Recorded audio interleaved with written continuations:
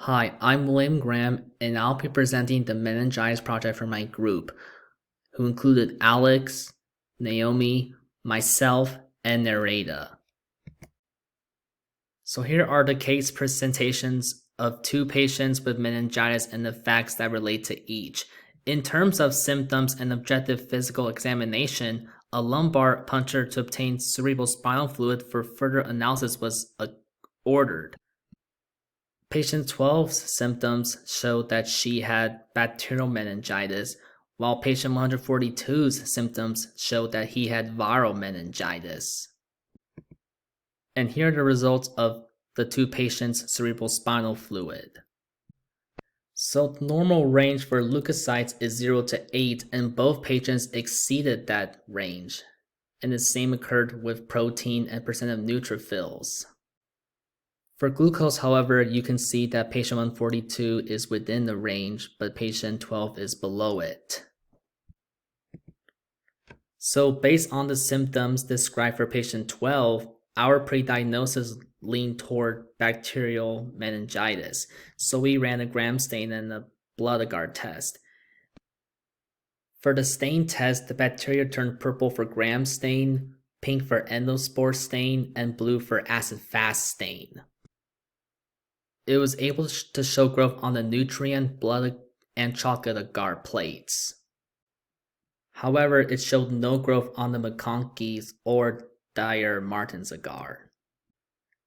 Even though the eosin Medellin blue agar is not pictured in the slide, it did not grow on that one either.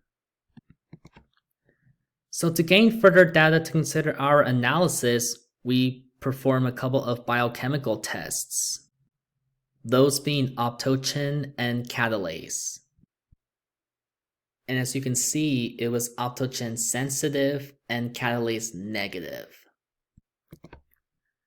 So the CSF analysis showed that patient 142 had a high possibility of having viral meningitis, which does not grow on any media.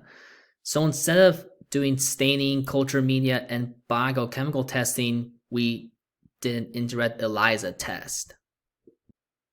3 of these viruses tested positive for IgG and negative for IgM, and 2 of them tested negative for both IgG and IgM. But 1 of them tested negative for IgG, but positive for IgM. So based on the results from the media for patient 12, we concluded that her diagnosis was Streptococcus pneumoniae. However, our conclusion for patient 142 was that he was diagnosed with Kokazaki virus.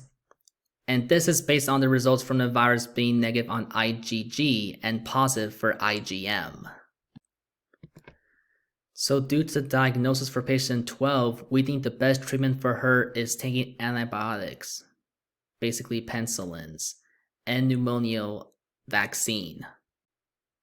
And since this is an endogenous infection with a high mortality rate of 5 to 35%, immediate treatment is required.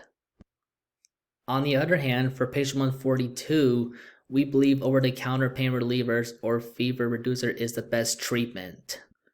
But as a side note, it says that most people can recover from 2 to 10 days without treatment. The prognosis says the majority of children become completely recovered. But because this is a very contagious viral infection because it can spread via respiratory droplets, isolation is the best option to stop the spread. And last but not least, here are our references. And that's pretty much it. We hope you enjoyed this presentation. Thanks for watching.